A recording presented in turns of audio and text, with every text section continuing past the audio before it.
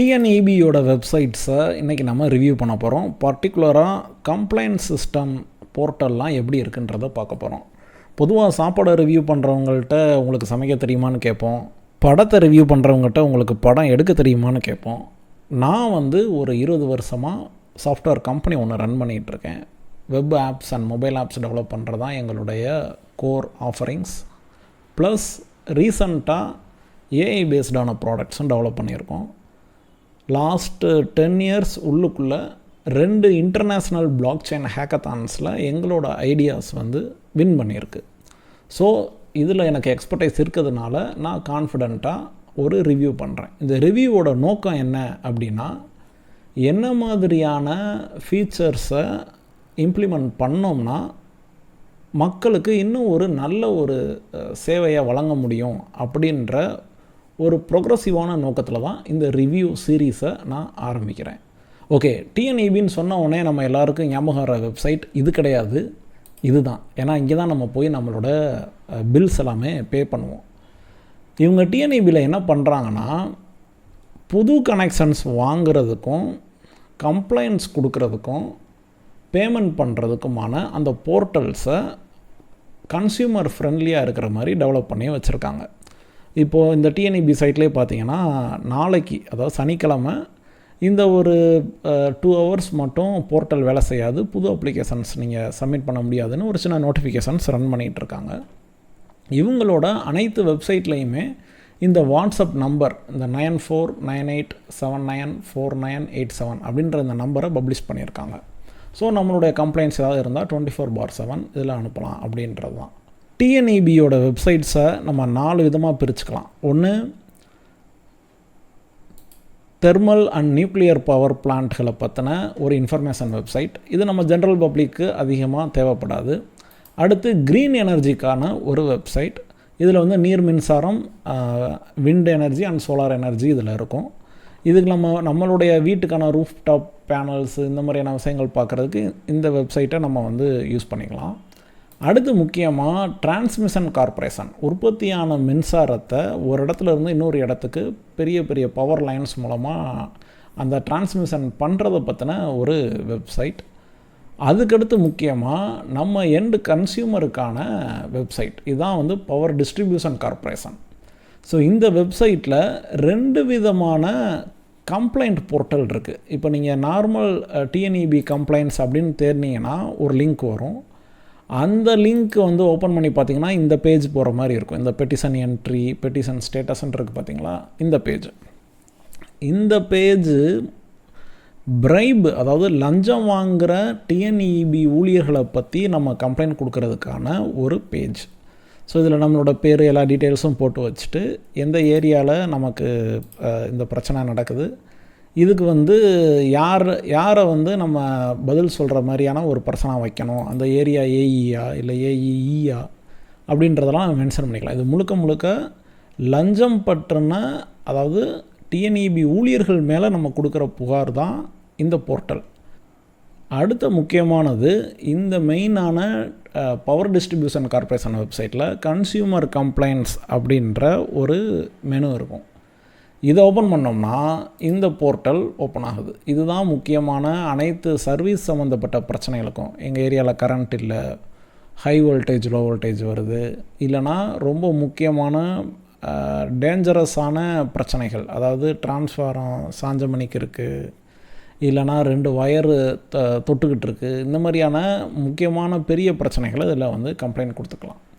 இந்த போர்ட்டலில் இருக்கிற ஒரு நல்ல ஃபீச்சர், இது மற்ற எல்லா ஸ்டேட் கவர்மெண்ட்டும் ஃபாலோ பண்ணக்கூடிய ஒரு நல்ல விஷயம் என்ன அப்படின்னா, நீங்கள் கம்ப்ளைண்ட் கொடுக்கும்போது நமக்கு என்ன மெயின் பிரச்சனைனா, என் வீடு எந்த சப்ஸ்டேஷன் ஆஃபீஸில் வரும் அப்படின்றத கண்டுபிடிக்கிறதே ஒரு பெரிய வேலை.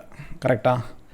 அதை இவங்க மேப் வழியாகவே ரொம்ப ஈஸியாக பண்ணி வச்சுருக்காங்க. நீங்கள் உங்கள் வீடு இருக்கிற மேப்பில் நீங்கள் எங்கே கிளிக் பண்ணாலும் அதோட ஜிபிஎஸ் கோஆர்டினேட்ஸை கொடுத்துருது. அதை வச்சு கெட் இன்ஃபோன் போட்ட உடனே நீங்கள் இந்த ஏரியாவில் இருக்கீங்க, உங்களுக்கான ஆஃபீஸ் இது தான் அப்படின்றத அவங்களே டிடெக்ட் பண்ணி இன்டர்னலாக மேப் பண்ணிக்கிறாங்க. ஓகேங்களா? நம்ம அதை தேடணுன்ற அவசியம் இல்லை. இது ஒரு உண்மையிலே ஒரு நல்ல ஒரு விஷயம்.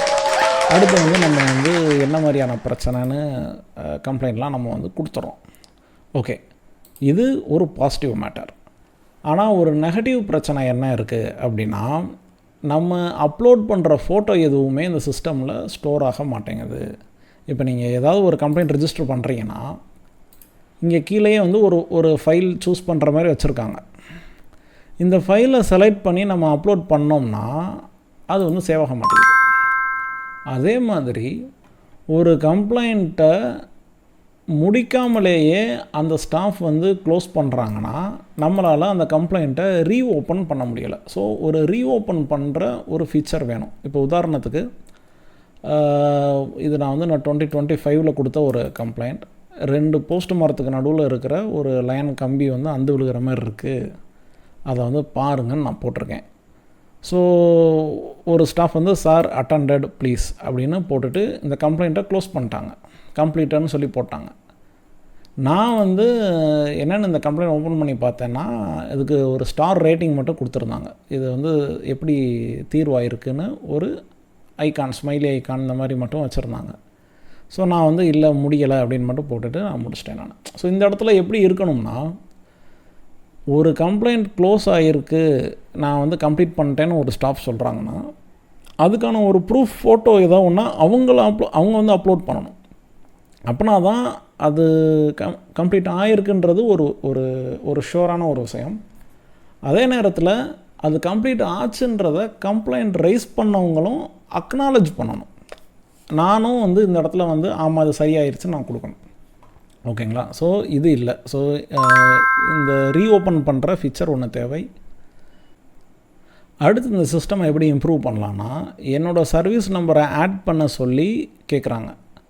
ஆக்சுவலாக நான் வந்து இந்த பேமெண்ட் பண்ணுற இந்த வெப்சைட்டில் என்னோடய ஃபோன் நம்பர் எல்லாமே லிங்க் ஆகி தான் இருக்குது.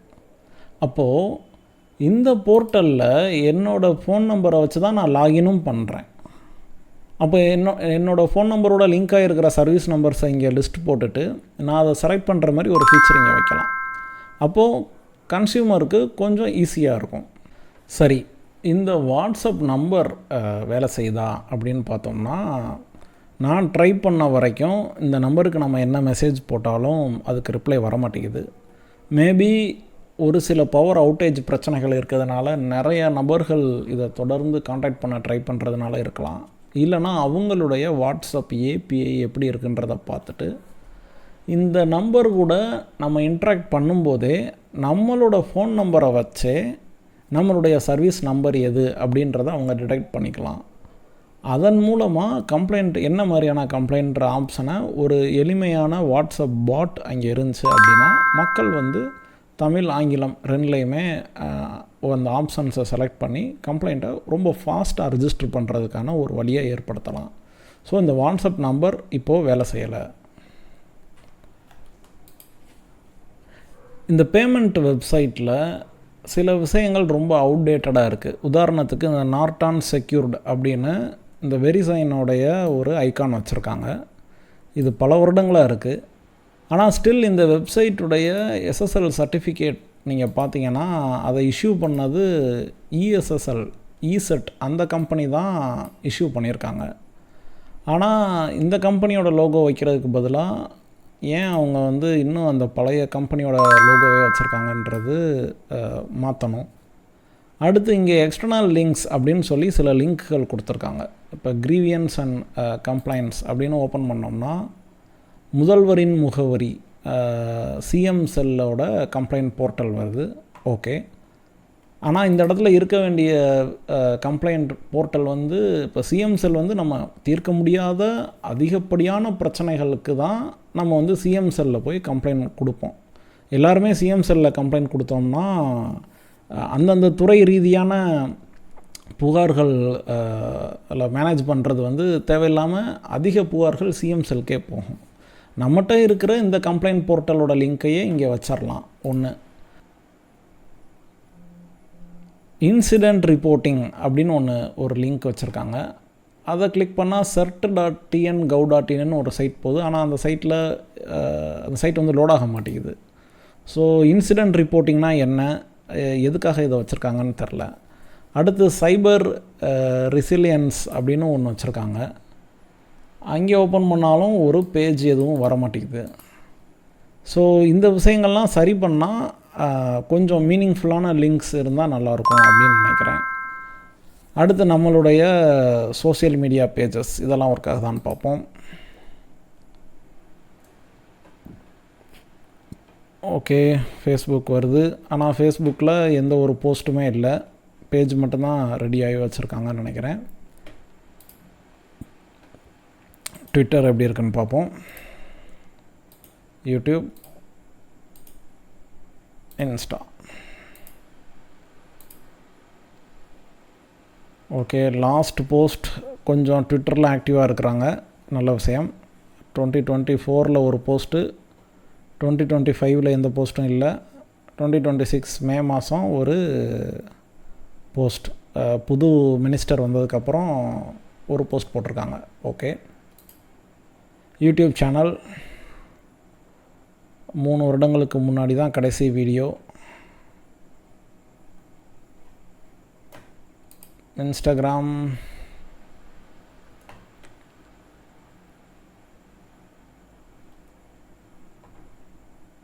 ஓகே, இன்ஸ்டாகிராம்லையும் கொஞ்சம் ரீசன்ட் போஸ்ட்டுகள் இருக்குது. ஓகே, அவங்க அப்போ என்ன பண்ணலாம் அப்படின்னா, யூஸ் பண்ணாத போர்ட்டல்களை ஸ்டாப் பண்ணிடலாம். அதை வந்து டோட்டலாக அதை டெலீட் பண்ணிவிட்டு அந்த பேஜஸ் வந்து நமக்கு தேவையில்லை. அது தேவையில்லாமல் அதில் எதுவுமே இன்ஃபர்மேஷன் இல்லாமல் இருக்கிறதுக்கு பதிலாக நாங்கள் வந்து ஒன்லி ட்விட்டர்லேயும் இன்ஸ்டாகிராம்லேயும் மட்டும்தான் இருக்கிறோம், ஃபேஸ்புக்கில் இல்லைன்னு சொல்லி அந்த பேஜை வந்து ரிமூவ் பண்ணுறது பெட்டர். இப்போ உதாரணத்துக்கு நம்மளுடைய இந்த பேமெண்ட் பண்ணுற வெப்சைட்டு எவ்வளோ ஸ்பீடாக இருக்குது அப்படின்னு கூகுளோட web.dev அப்படின்ற இந்த பேஜ் ஸ்பீடு இன்சைட்ஸில் போட்டு பார்த்தோம் அப்படின்னா இதில் என்ன இம்ப்ரூவ்மெண்ட்லாம் பண்ணலாம் அப்படின்னு தெரியும். இது வந்து ரொம்ப ஒரு இன்னைக்கு உள்ள ஸ்டாண்டர்டுக்கு ரொம்ப ரொம்ப பேசிக்கான ஒரு விஷயம். இதுக்கு நம்ம ப்ரியாரிட்டி கொடுத்து பார்த்தோம் அப்படின்னா நம்ம சைட் வந்து எவ்வளோ ஸ்பீடாக இருக்குது. ஃபஸ்ட்டு கோர் வெப் வைட்டல்ஸில் அது ஃபெயில் ஆகிருச்சு. ஏன்னா ஒரு சில மெட்ரிக்ஸ் வந்து பேஜ் லோட் ஆகிறதுக்கோ இல்லை அதோட லேட்டன்சியோ ஏதோ பிரச்சனையாக இருக்குன்னா இந்த பிரச்சனைகள் தெரியும். ஆனால் ஸ்டில் நம்ம ரொம்ப அப்டேட்டடாக இந்த W3Cயோட செக்கருக்கான லிங்க்லாம் வந்து நம்ம கொடுக்க தேவையில்லை. இந்த லிங்க்லேயுமே வந்து ஆக்சுவலாக பக் இருக்குது. இப்போ நீங்கள் இந்த W3C CSSஐ கிளிக் பண்ணுறேன்னா அந்த செக்கரோ எந்த வெப்சைட்டை பார்க்கணுன்ற லிங்க்கை வந்து நம்ம அந்த URLலையே கொடுத்துருவோம். அதுவே வந்து இந்த ஃபஸ்ட்டு லிங்க்கில் ஒரு எரராக இருக்குது. நீங்கள் பார்த்தீங்கன்னா அந்த HTTPS அப்படின்றது 2 இடத்துல இருக்கும். ஸோ இதெல்லாம் வந்து ஹார்ட் கோட் பண்ணி எழுதியிருக்காங்க. இதை வந்து சரி பண்ணுறது கொஞ்சம் பெட்டர். ஸோ பேஜ் இன்சைட்ஸ் என்ன சொல்லுது அப்படின்னா, ஆக்சுவலாக இந்த ஸ்கோர் வந்து என்னை பொறுத்த வரைக்கும் ஓகே தான். இது பெஸ்ட் ப்ராக்டிசஸில் மட்டும்தான் அவங்க கொஞ்சம் இம்ப்ரூவ்மெண்ட் பண்ணணும்னு சொல்லி போட்டிருக்காங்க. ஸோ ஒரு ப்ராப்பரான வெப்சைட்டில் எல்லாமே வந்து அட்லீஸ்ட் மோர் தேன் 60 இருந்தாலே ஓகே தான். ஸோ பெர்ஃபார்மன்ஸ்லாம் 90 இருக்குது. ஸோ இதெல்லாம் ரொம்ப நல்ல விஷயம். ஸோ சர்வர் எல்லாமே வந்து TNIBயோட இந்த பேமெண்ட் வெப்சைட்ஸ் நல்லா ஒர்க் ஆகிட்டுருக்குன்னு அர்த்தம். Okay, very good. Financials annual report 2022க்கு அப்புறம் அப்லோட் ஆகாமல் இருக்குது. ஸோ இந்த கான்டென்ட் அப்லோட் ஆகிறது வந்து நம்ம ஆர்கனைசேஷனோட டிரான்ஸ்பரன்சி, மக்கள்கிட்ட இருக்கிற ட்ரஸ்ட் வந்து இம்ப்ரூவ் ஆகிறதுக்கு ரொம்ப யூஸ்ஃபுல்லாக இருக்கும். ஸோ இந்த கான்டென்ட் ஆட் பண்ணுறது ஹைலி ரெக்கமெண்டட். TNIB வெப்சைட்டில் பவர் அவுட்டேஜை பற்றின ஒரு நோட்டிஃபிகேஷன் பேஜ் வச்சுருக்காங்க. இது வந்து ரொம்ப யூஸ்ஃபுல்லான ஒரு பேஜ். ஸோ இந்த பேஜில் நம்ம எந்த ஏரியாவில் இருக்கிறோம் அப்படின்ற சர்க்கிளை எடுத்துக்கணும். மதுரை மெட்ரோ. இந்த கேப்ஷன்லாம் ரொம்ப பழங்காலத்து டைப். ஸோ இதுக்கு பதிலாக ரீசெண்டாக க்ளவுட்ஃப்ளேரு, ரீகேப்சா அந்த மாதிரி நிறையா கேப்சாக்கள் இருக்கிறது. அதை பயன்படுத்துகிறது பெட்டர். ஓகே, நான் வந்து மதுரை மெட்ரோ கொடுத்துருக்கேன். ஆனால் எந்த பவர் ஷடவுனும் அடுத்து வரல அப்படின்ற மாதிரியான இன்ஃபர்மேஷன் இருக்குது. இல்லைனா no data available in table தான். இது என்ன பண்ணலான்னா அடுத்த 15 நாளைக்கு எங்கெங்கெல்லாம் பவர் அவுட்டேஜ் வரப்போகுது, ஷட்டவுன் வரப்போகுதுன்ற ஒரு லிஸ்ட் போட்டாங்கன்னா நல்லாயிருக்கும். மக்களுக்கு வந்து ஓகே, அதுக்கேற்ற மாதிரி அவங்களுடைய பிளான்களை பண்ணுறதுக்கு நல்லாயிருக்கும். ஈபிக்கு பில் பே பண்ணுற இந்த அஃபிஷியல் வெப்சைட்டில் குயிக் பே அப்படின்னு ஒரு பேஜ் இருக்குது. இதில் வந்து ரொம்ப ஃபாஸ்ட்டாக எந்த லாகின் எதுவும் பண்ணாமல் கன்சியூமர் நம்பரை மட்டும் கொடுத்துட்டு பில் பே பண்ணலாம் அப்படின்ற மாதிரி ஒரு சிஸ்டம் பண்ணியிருக்காங்க. இது உண்மையிலே ஒரு நல்ல முயற்சி. ஆனால் இதை இன்னும் யூசர் ஃப்ரெண்ட்லியாக எப்படி பண்ணலாம் அப்படின்னா, கன்சியூமர் நம்பர் இங்கே கேட்காம மொபைல் நம்பரை இங்கே ஒரு இன்புட்டாக கேட்கணும். மொபைல் நம்பரை என்ட்ரு பண்ண உடனே அந்த மொபைலுக்கு ஒரு சின்ன ஓடிபியை நம்ம அனுப்புகிறோம். அனுப்பிட்டு வெரிஃபை பண்ணிடுறாங்க. அந்த கேப்சாலாம் தேவையில்லை. அதை வெரிஃபை பண்ண உடனே இந்த மொபைல் நம்பரை வச்சு ஏற்கனவே எந்த கன்சியூமர் நம்பர்லாம் லிங்க் ஆகிருக்கோ அந்த கன்சியூமர் நம்பர் ப்ளஸ் அது என்ன அட்ரஸ் அப்படின்றத லிஸ்ட் பண்ணி காட்டலாம். மல்டிபிள் இருந்துச்சுன்னா அதிலிருந்து ஒரு கன்சியூமர் நம்பரை செலக்ட் பண்ணிவிட்டு பே பண்ணுற மாதிரி பண்ணலாம். இது ஒரு மெத்தட். இன்னொரு மெத்தட், ஓடிபி வெரிஃபை ஆனதுக்கப்புறம் இதே நம்பரை வச்சு இந்த கன்சியூமர் ஏற்கனவே பில் பே பண்ணியிருப்பார்ல, அவரோட வீட்டுக்கோ இல்லை அவருடைய ஆஃபீஸ்க்கோ இல்லை அவரோட பேரண்ட்ஸ், இந்த மாதிரி ஒரு 4-5 பில் தான் ரெகுலராக பே பண்ணிகிட்ருப்பார். ஓகேவா? ஸோ அவர் ப்ரீவியஸாக பே பண்ண ஹிஸ்ட்ரியை வச்சு இந்தந்த கன்சியூமர் நம்பர்லாம் நீங்கள் ரீசெண்டாக பில் பே பண்ணியிருக்கீங்க, இதில் எதுக்கு பே பண்ணணும்னு சொல்லி கொஞ்சம் ஃப்ரெண்ட்லி இன்ஃபர்மேஷனாக வெறும் நம்பரை மட்டும் காட்டாமல் அது அதோட லொக்கேஷன், அட்ரஸோ இல்லை சர்க்கிள், இந்த மாதிரியான விஷயங்கள்லாம் காட்டிட்டு அமௌண்ட்டையும் காட்டிட்டு பண்ணோம்னா இந்த குயிக் பே உண்மையிலேயே ரொம்ப யூஸ்ஃபுல்லாக இருக்கும் கன்சியூமர்ஸ்க்கு. ஏன்னா அந்த கன்சியூமர் நம்பரை வந்து நம்ம தேடுறது ஒரு வேலை அஸ் அ கன்சியூமராக. இப்போ பில்லை பற்றி நமக்கு ஏதாவது டவுட் இருக்குன்னா அதை தெரிஞ்சுக்கிறதுக்கு பில் கால்குலேட்டர்னு ஒரு பேஜ் வச்சுருக்காங்க. இந்த பேஜுக்கு போனோம்னா நம்மளுடைய பில் பற்றின விஷயங்கள்லாம் சொல்லிடலாம். இப்போ நம்ம வந்து டிஎன்இபி மெயின் வெப்சைட்லேருந்து பில் கால்குலேட்டரை கிளிக் பண்ணி இந்த பேஜுக்கு வந்திருக்கோம். ஆனால் இங்கேருந்து ஹோம் கிளிக் பண்ணோம்னா அது பவர் டிஸ்ட்ரிபியூஷன் பேஜுக்கு போகுது. ஸோ நம்ம எந்த வெப்சைட்டில் இருக்கிறோம், எந்த வெப்சைட்டுக்கோட அந்த நேவிகேஷன் இருக்குன்றதில் வந்து ஒரு ஸ்டாண்டர்டைசேஷன் வேணும். இந்த மெனு, இந்த எல்லா மெனுஸ் வைக்கிறதுனாலும் சரி, அந்த கன்சிஸ்டன்சியை மெயின்டைன் பண்ணோம்னா யூஸருக்கு வந்து ஒரு குழப்பம் வராமல் தவிர்க்கலாம். இப்போ இந்த பேஜில் குயிக் பே பேஜில் மெனுவே இல்லை. இந்த பில் கால்குலேட்டர் பேஜில் பார்த்தீங்கன்னா ஒரு 4 மெனு மட்டும் இருக்கும். ஸோ இந்த மாதிரி இந்த இன்கன்சிஸ்டன்சியை நம்ம வந்து சால்வ் பண்ணோம்னா கொஞ்சம் யூசர் எக்ஸ்பீரியன்ஸ் பெட்டராக இருக்கும். அப்புறம் இந்த வெப்சைட்டை நான் கண்டுபிடிச்சேன்.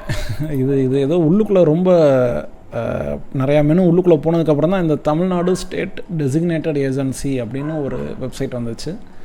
இங்கே ஆக்சுவலாக நிறையா நல்ல இனிஷியேட்டிவ்ஸ் இவங்க வந்து பண்ணுறாங்க. எனர்ஜி சேவிங் பற்றின நிறையா விஷயங்கள் இதெல்லாம் இருக்குது. ஆனால் இந்த மாதிரி சைட்டோட இந்த சைட் வந்து கொஞ்சம் ரீசெண்டாக அப்டேட்டும் பண்ணிகிட்ருக்காங்க கண்டென்ட்டை. ஸோ இந்த மாதிரியான வெப்சைட்டில் இருக்க கண்டென்ட்ஸை வந்து எல்லா இடத்துக்கும் தெரிகிற மாதிரி ஒரு காமனான ஒரு நியூஸ் த்ரெட்டு மாதிரி எல்லா வெப்சைட்லேயும் தெரிகிற மாதிரி இருந்துச்சுன்னா நல்லாயிருக்கும். ஸோ இந்த ஒரு வெப்சைட்டும் ஒரு சின்ன ஒரு தீவு மாதிரி இன்ஃபர்மேஷன் வந்து அங்கங்கே லாக் ஆகிருக்கு. ஸோ அதை ஆர்கனைஸ் பண்ணி நம்ம டிஎன்இபி மெயின் சைட்டில் தர்ற மாதிரி பண்ணால் பெட்டராக இருக்கும்னு நினைக்கிறேன். ஸோ இப்போது ரொம்ப நேரம் பேசியாச்சு. ஸோ இந்த லிஸ்ட் ஆஃப் இம்ப்ரூவ்மெண்ட்ஸை டிஎன்இபி பண்ணாங்க அப்படின்னா அடுத்த வெப்சைட் அப்டேட் ப்ராஜெக்டில் இல்லை அடுத்த ஒரு டெண்டர் மாதிரி இஷ்யூ பண்ணுவாங்க, எங்களுடைய போர்ட்டல்ஸ் எல்லாம் வந்து அப்டேட் பண்ணணும் அப்படின்னு. அதில் நான் சொன்ன இந்த பாயிண்ட்ஸ் எல்லாத்துக்கும் கொஞ்சம் கவனம் செலுத்தி இம்ப்ரூவ் பண்ணால் கன்சியூமர்ஸ், பொதுமக்கள் உண்மையிலே ரொம்ப பலனடைவாங்க. டிஎன்இபி மேலே உள்ள மதிப்பு ரொம்ப அதிகமாகும். டிஎன்இபி வெப்சைட்டில் என்ன மாதிரியான பாசிட்டிவ் இம்ப்ரூவ்மெண்ட்ஸ் பண்ணலாம் அப்படின்றத நம்ம பார்த்துருக்கோம். உங்களுக்கு அடுத்து எந்த கவர்மெண்ட் வெப்சைட்டை ரிவ்யூ பண்ணால் நல்லாயிருக்கும் அப்படின்னு கமெண்ட் பண்ணுங்கள். அந்த வெப்சைட்டை நெக்ஸ்ட் நம்ம ரிவ்யூ பண்ணி அதில் என்னென்ன இம்ப்ரூவ்மெண்ட்ஸ்லாம் பண்ணலாம் அப்படின்ற ரெக்கமெண்டேஷன்ஸை கொடுப்போம். ஸோ நன்றி. இது எக்ஸ்பயர்டு விசம். நான் மதுரையிலிருந்து கார்த்திகேயன்.